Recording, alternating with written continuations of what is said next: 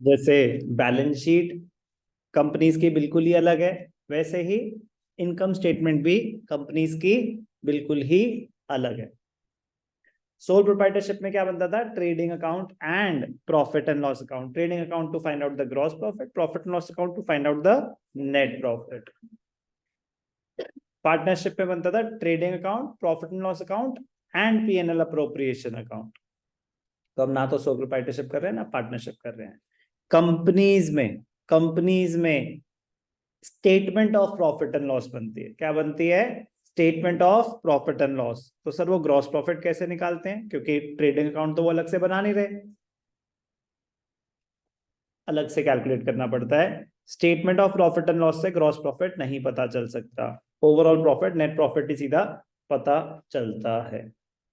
Trading account में gross profit पता चल जाता था, यहाँ पे दो पार्ट्स में नहीं बन रही इनकम स्टेटमेंट, एक ही बन रही है, उसका नाम है statement of profit and loss. ध्यान से देखेंगे, छोटी सी है बट बिल्कुल अलग है, बहुत ज्यादा इंपॉर्टेंट है, बहुत ज्यादा इंपॉर्टेंट है। पूरी किताब जितनी बची है ना उसमें यूज होगी ये। कंपेरेटिव कॉमन साइज में यूज होगी, रेशियो एनालिसिस में यूज होगी, कैश फ्लो स्टेटमेंट में यूज होगी, और अच्छा खासा यूज होगी। तो ध्यान से देखना, ये आपके मतलब आज जब उठें तो ये छपा होना चाहिए आपके दिमाग में कि statement of profit and loss क्या है, not just the new one. ये जिस चीज से डिराइव हुई है वहां मेरा ज्यादा रोल आता है। तो मतलब मैं आपको statement of profit and loss, वो तो बड़ा छोटा सा पार्ट है, बट साथ में ये तो न्यू है। कंपनीज एक्ट तो अमेंड हुई है 2013 में। This is the format as per schedule 3 part 2 of the schedule 3। उससे पहले भी तो कुछ होता होगा, वो आपके लिए ज्यादा काम का है एनालिसिस में। तो साथ साथ ही करके खत्म करते हैं ना, जब वहां पे काम का है तो यहीं से सारा इंटर रिलेटेड है। मेन पॉइंट जो वहां पे भी था कि ये फेस है, ये फेस है, इसमें आइटम्स आते हैं, इसमें आइटम्स आते हैं। अगर इनकी कोई कैलकुलेशन, इनमें हेड्स और सब हेड्स आते हैं। इनमें क्या आते हैं? ये हेड्स और सब हेड्स हैं। अगर इनकी फर्दर कोई कैलकुलेशन है तो वो नोट्स टू अकाउंट्स में जाती है। अगर इनकी कोई फर्दर कैलकुलेशन है तो वो नोट्स टू अकाउंट्स में जाती है। ठीक है ना? जैसे कि सेल्स हैं आपकी, तो सेल्स भी होंगी, सेल्स रिटर्न्स भी होंगी। नहीं नहीं, यहाँ पे सीधा आता है RFO। क्या आता है? Revenue from operations. तो रेवेन्यू फ्रॉम ऑपरेशंस क्या होता है? Net sales. Net sales format, statement of profit and loss, particulars, note number. Note number तो मैंने बताया ना, जो भी कैलकुलेशन है यहाँ पे नहीं, जैसे ट्रेडिंग में दिखाते थे ना, sales minus sales returns, purchases minus purchase return, नहीं, यहाँ पे कोई कैलकुलेशन नहीं। कुछ भी है तो वो नोट्स टू अकाउंट्स में जाएगा। आपका काम है, इसके लिए सिर्फ आपको face of the statement of profit and loss पता होना चाहिए। जैसे बैलेंस शीट में तो पूरा डिटेल्ड था ना, तो ये रिलेटिवली बहुत छोटा है as compare to the balance sheet, but इसकी इंपॉर्टेंस उससे कहीं ज्यादा है आगे फर्दर एनालिसिस के पॉइंट ऑफ व्यू से।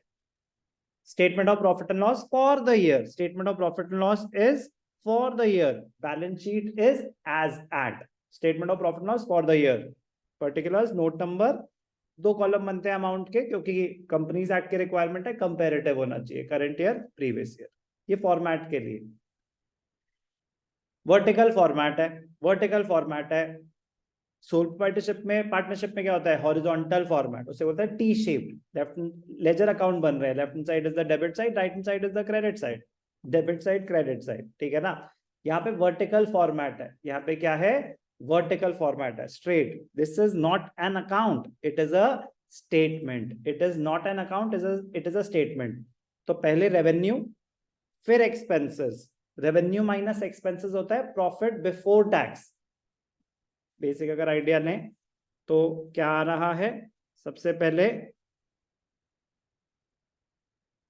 रेवेन्यू, फिर एक्सपेंसेस, थर्ड क्या होता है? Profit before tax. क्या बोलते हैं इसको? PBT। तो कैसे निकला? Revenue minus expenses, PBT minus tax, last चीज क्या आ गई, profit after tax, profit after tax. तो ये तो स्ट्रक्चर है, ये तो स्ट्रक्चर है। सिर्फ इतना पता होना चाहिए नहीं बेटा, this is 1% of statement of profit loss. हमें पता होना चाहिए कि रेवेन्यू के अंडर क्या क्या आ रहा है, हमें पता होना चाहिए एक्सपेंसेस के अंडर क्या क्या आ रहा है। रेवेन्यू के अंडर दो ही चीजें आती हैं, आप ध्यान से देखना प्लीज, जो जो लिख रहा हूं वो सब आपको याद भी होना चाहिए, समझ पहले आना चाहिए, वो इवेंचुअली याद भी होना चाहिए। Revenue from operations, revenue from operations और कुछ नहीं, आपका नेट सेल्स है, नेट सेल्स है, सेल्स नहीं। मतलब अगर आपको रेवेन्यू फ्रॉम ऑपरेशंस दे रखा है तो रिटर्न्स ऑलरेडी डिडक्ट हो चुकी हैं। अगर मैं स्पेसिफाई कर दूं कि ग्रॉस रेवेन्यू फ्रॉम ऑपरेशंस है तो ऑब्वियस सी बात है कि रिटर्न्स माइनस नहीं हुई। लेकिन अगर सिर्फ आरएफओ लिखा है, रेवेन्यू फ्रॉम ऑपरेशंस, तो वो नेट सेल्स है। क्या है वो, नेट सेल्स। ये क्या होती है आपकी, डायरेक्ट इनकम। ये क्या होती है आपकी, डायरेक्ट इनकम। ट्रेडिंग अकाउंट में दिखाते थे। अदर इनकम क्या है आपकी, अदर इनकम है indirect income, indirect income also known as non operating income. ये सब टर्म्स पता होनी चाहिए आपको। फॉर्मेट में तो क्या आ रहा है, other income, but other income is the same thing as indirect income, non operating income. बचपन में हम इसको कहां दिखाते थे, credit side of PNL account. तो जो credit side of PNL account में जो सब आता था ना, rent received, interest received, dividend received, discount received, कुछ भी income, bad debts recovered, profit on sale of fixed assets, कोई भी income other than the one which was shown in trading account। Trading में आती थी direct income, sale, sale of scrap. Same rule यहाँ पे भी, आरएफओ उसमें सब आता है, sale, sale of scrap, direct income only. बाकी सब अदर इनकम है। वहां पे ट्रेडिंग अकाउंट और पीएनएल अलग से बनता था, यहाँ पे नहीं, यहाँ पे रेवेन्यू सारा एक साथ आ गया। डायरेक्ट इनकम, इनडायरेक्ट इनकम, दोनों कंपोनेंट्स क्लियर है, दोनों कंपोनेंट्स क्लियर है। डायरेक्ट और indirect income, revenue from operation और अदर इनकम को ऐड करते हैं तो क्या आता है, टोटल रेवेन्यू। नंबरिंग आप जैसे मर्जी करें, कुछ तो इसको एबीसीडी लिखते हैं, ठीक है ना, प्लीज वो नंबरिंग जैसे मर्जी। आप इसको 1 लिख सकते हैं, आप इसको 1 2 3 लिख सकते हैं, प्लीज नंबरिंग आप जैसे मर्जी करें, ऐसे करेंगे बेटर है, ठीक है ना, उससे कोई वो fixed hard and fast rule नहीं। टोटल रेवेन्यू तक सब साथ है। अब ध्यान से देखना, मजेदार point, total expenses. Total expenses में आपको ऑर्डर में याद करना पड़ेगा, ऑर्डर में याद करना पड़ेगा, ऑप्शन नहीं है, ऑप्शन नहीं है। तो सबसे पहले आता है cost of material consume, cost of material consume. फिर आता है परचेजेस, परचेजेस, परचेज किसकी, purchase of stock and trade, purchase of stock and trade. फिर थर्ड आता है change in inventory, change in inventory. Change in inventory किसका, किसी का भी हो सकता है, आपका वर्क इन प्रोग्रेस का हो सकता है, आपके फिनिश्ड गुड्स का हो सकता है, आपके रॉ मटेरियल्स का हो सकता है, किसी का भी चेंज इन इन्वेंट्री हो सकता है। सबसे पहले आया कॉस्ट ऑफ मटेरियल कंज्यूम, फिर आया आपके purchase of stock and trade, फिर आया चेंज इन इन्वेंट्री, फिर आता है employ benefit expenses. Employ benefit expenses आपके एम्प्लॉय से रिलेटेड, सैलरीज, वेजेस, ये सब खर्चे, employ benefit expenses. Finance cost, finance cost होती है आपकी interest on borrowings, finance cost होती है आपकी इंटरेस्ट ऑन बोरोइंग्स। फिर आता है डेप्रिसिएशन एंड अमोर्टाइजेशन, लास्ट में आता है अदर एक्सपेंसेस, लास्ट में आता है अदर एक्सपेंसेस। ऑप्शन नहीं है, ऑर्डर में याद होना चाहिए, ऑर्डर में याद होना चाहिए। 5 मिनट का काम है यार, एडवांटेज पे रहोगे। देखो यूज हो या ना हो वो तो कभी भी नहीं पता ना, हमें हमें 100% क्वेश्चन आ सकते हैं क्या, सब कुछ नहीं आता, तो वो आएगा कि नहीं आएगा मुझे उस चीज में नहीं पढ़ना, बट मैं कह रहा हूं आपको याद होना चाहिए। प्लीज आप एक एडवांटेज पे रहेंगे, आप एक एडवांटेज पे रहेंगे। Cost of material consume, cost of material consume, अब मैं इसके मीनिंग पे जाता हूं। कॉस्ट ऑफ मटेरियल कंज्यूम, इसका फॉर्मूला क्या होता है, 99% सिनेरियो में आपको डायरेक्टली गिवन होगा, 1% डायरेक्टली गिवन नहीं होगा। तो कॉस्ट ऑफ मटेरियल कंज्यूम का फॉर्मूला क्या होता है, कॉस्ट ऑफ मटेरियल कंज्यूम का फॉर्मूला होता है ओपनिंग स्टॉक ऑफ मटेरियल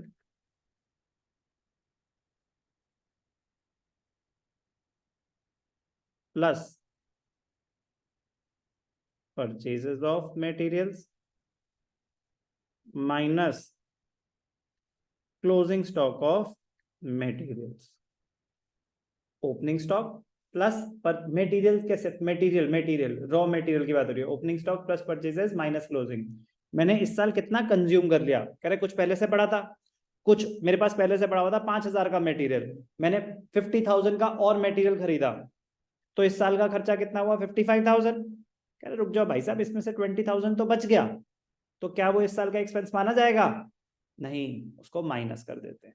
तो cost of material consume directly given होता है normally, otherwise worst case scenario components हो सकते हैं, तो आपको कैलकुलेट करना पड़ जाएगा। Opening plus purchases minus closing, किसके? मटेरियल की बात हो रही है। More important point, is it a direct expense or an indirect expense? Direct expenses are those expenses which are related to purchase, manufacturing, production of goods, जो हम बचपन में ट्रेडिंग अकाउंट में डेबिट साइड पे दिखाते थे। और इनडायरेक्ट एक्सपेंसेस जो हम P&L अकाउंट में दिखाते थे, which are not related to purchase और मैन्युफैक्चरिंग।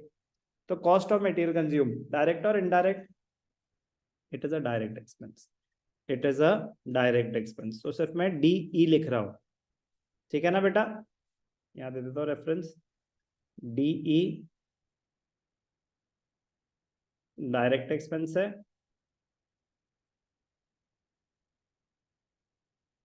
IDE इनडायरेक्ट एक्सपेंस है, ठीक है ना? IE की जगह IDE इनडायरेक्ट एक्सपेंस। तो चलो, cost of material consume direct expense. Purchases तो है ही परचेजेस, नेट परचेजेस है ये, डायरेक्ट एक्सपेंसेस तो ये और कुछ नहीं, आपके नेट परचेजेस ही हैं, किसके? गुड्स की, जिस चीज में आप डील करते हो। वर्क इन प्रोग्रेस किसी भी चीज का हो सकता है, change in stock, change in inventory किसी भी चीज की हो सकती है, फिनिश्ड गुड्स की भी हो सकती है, स्टॉक इन ट्रेड की भी हो सकती है, सेमी फिनिश्ड गुड्स की भी हो सकती है। गलती से मैंने पहले शायद रॉ मटेरियल बोल दिया था, रॉ मटेरियल नहीं हो सकती क्योंकि रॉ मटेरियल ऊपर कवर हो चुकी है। रॉ मटेरियल क्या, चेंज इन इन्वेंट्री आप ऊपर आ चुके हैं ना, ओपनिंग स्टॉक, और आप उसका जो स्टॉक एडजस्टमेंट ऊपर कर चुके हो, तो यहाँ पे मटेरियल्स का नहीं आएगा। तीन चीजें हैं, या तो सामान बन चुका है फिनिश्ड गुड्स, या वर्क इन प्रोग्रेस है सेमी फिनिश्ड गुड्स, या आपने बना बनाया लिया था, उसको बोलते हैं स्टॉक इन ट्रेड। तो चेंज इन इन्वेंट्री तीन चीजों का हो सकता है, finished goods, semi finished goods और स्टॉक इन ट्रेड का। फिनिश्ड गुड्स और स्टॉक इन ट्रेड में फर्क क्या होता है? फिनिश्ड गुड्स वो होते हैं जो आपने खुद मैन्युफैक्चर करे और अपनी फिनिश्ड फॉर्म में पहुंच चुके हैं। स्टॉक इन ट्रेड होता है आपने बना बनाया सामान किसी से खरीदा था आगे बेचने के लिए, दोनों ही अपनी फाइनल फॉर्म में होते हैं, ready to be sold. Cost of material consume, net purchases. Third item है चेंज इन इन्वेंट्री, जो ध्यान से नहीं पढ़ते उनको तो ये दो अलग अलग आइटम दिखते हैं, नहीं, ये फर्स्ट, ये सेकंड, ये थर्ड, ये एक ही चल रहा है, ये एक ही चल रहा है। Change in inventory of finish goods, work in progress and stock in trade. जो जय माता दी करके याद करते हैं वो तो इसको अलग आइटम समझ के याद कर लेते हैं, change inventory, work in progress, क्योंकि वो एक सेंटेंस चल रहा है, वो एक लाइन में पूरा नहीं आया था, ये एक ही चीज है, change in inventory. Direct expense या indirect? It is a direct expense, आप कहीं बता पाते, ये डायरेक्ट एक्सपेंस होता है। एम्प्लॉय बेनिफिट एक्सपेंसेस, एम्प्लॉय से रिलेटेड खर्चे हैं, सैलरीज हो गया, जैसे कि मैंने बताया वेजेस भी हो सकता है, स्टाफ वेलफेयर भी हो सकता है, वो नोट्स टू अकाउंट्स बताएगा कि इसके अंदर कंटेंट है क्या। इफ नथिंग इज स्पेसिफाइड तो हम अज्यूम करते हैं कि इसमें सारे इनडायरेक्ट है, लेकिन अगर इसमें वेजेस इंक्लूडेड हो तो ये सब आपको पता होना चाहिए कि वेजेस डायरेक्ट एक्सपेंस होता है। यार ये सब मुझे बताना तो नहीं पड़ेगा ना? क्यों नहीं बताना पड़ेगा सर? आप नहीं बताओगे तो कौन बताएगा? हद हो गई। मतलब प्लीज, ये सब 11 से करके आए हैं, लेकिन ऑब्वियसली जब टाइम आएगा तो मैं दोबारा तो बताऊंगा ही बताऊंगा, लेकिन मैं कह रहा हूँ कुछ चीजें पता होनी चाहिए। Employ benefit expenses, if details are not given, कोई डिटेल गिवन नहीं है, लिखा है एम्प्लॉय बेनिफिट एक्सपेंसेस 50,000, तो उसको क्या मानेंगे? Indirect expense. अगर दे रखे हैं डिटेल्स तो उसको देख के पता चल जाएगा, सैलरीज है इनडायरेक्ट, स्टाफ वेलफेयर है इनडायरेक्ट। सर वेजेस एम्प्लॉय से रिलेटेड डायरेक्ट हो सकता है, सर वेजेस हो सकता है डायरेक्ट, बाकी सब indirect. Finance cost it is also an indirect expense, it is also an indirect expense. Finance cost आपकी क्या है? Interest on borrowings. Depreciation and amortisation it is also an indirect expense. Other expenses तो कुछ भी हो सकता है, तो उसका नोट्स टू अकाउंट्स बताता है कि अदर एक्सपेंसेस में आ क्या रहा है। उसके अंदर तो कभी कभी मैन्युफैक्चरिंग एक्सपेंसेस भी लिख देते हैं, कैरेज इनवर्ड्स भी लिख सकते हैं, वेजेस भी लिख सकते हैं, loss on sale of fixed assets भी लिख सकते हैं, कुछ भी हो सकता है। क्या है वो तो उसका नोट्स टू अकाउंट्स बताएगा। But if details are not given, if details are not given, तो हम क्या मानते हैं? Indirect expense, indirect expense. Revenue from operations, other income, दोनों को एडअप किया, टोटल रेवेन्यू। एक्सपेंसेस में सबसे पहले आया कॉस्ट ऑफ मटेरियल कंज्यूम, फिर आया परचेजेस। सर ये दोनों तो समझ आ गए, चेंज इन इन्वेंट्री एक्सपेंसेस मतलब ये सब चेंज इन इन्वेंट्री एक्सपेंस कैसे है, ये थोड़ा समझ नहीं आ रहा। शायद हो सकता है क्योंकि ऐसा कोई ट्रांजैक्शन थोड़ी ना है। बचपन में हमने एक कॉन्सेप्ट किया था, क्या कॉन्सेप्ट किया था? Cost of goods sold. Sir वो तो तब भी नहीं समझ आया था। कोई बता सकता है इसका फॉर्मूला क्या था? सही बोला बिल्कुल आपने, opening stock plus net purchases plus direct expenses minus closing stock. याद है?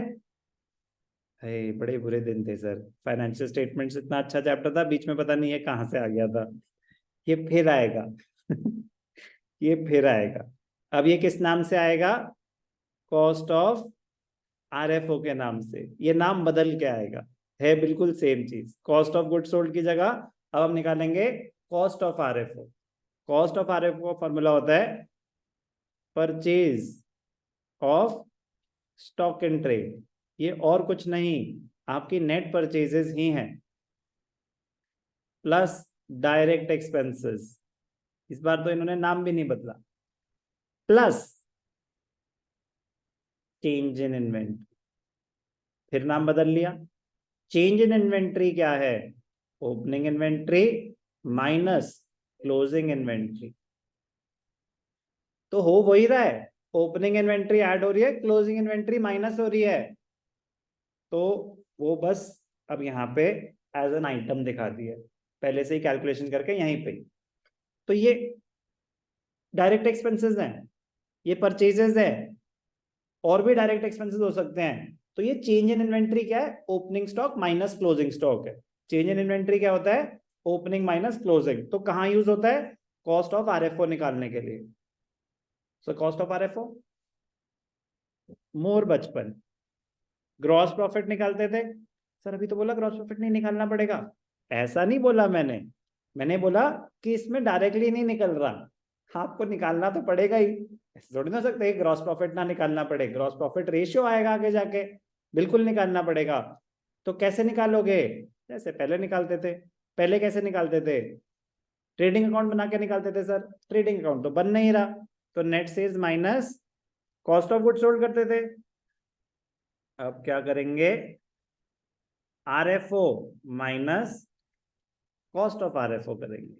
ज्यादा कुछ नहीं बदला है, सिर्फ नाम बदले। ऐसा ही होता है, ये होता है मॉडर्नाइजेशन, चीज वही रहती है, ऐसा लगता है कि कुछ नया हुआ है, लगता भी है बट होता नहीं है। ठीक है ना? प्लीज, तो इसलिए मैं कह रहा हूं कि आपको थोड़ा सा डीप जाके अंडरस्टैंड करना पड़ेगा। है बहुत इजी बट बहुत ज्यादा इंपॉर्टेंट है, बहुत ज्यादा इंपॉर्टेंट है। मीनिंग के साथ साथ करेंगे ना तो ये चैप्टर तो फिर ऐसा लगेगा यार ये तो हो ही गया।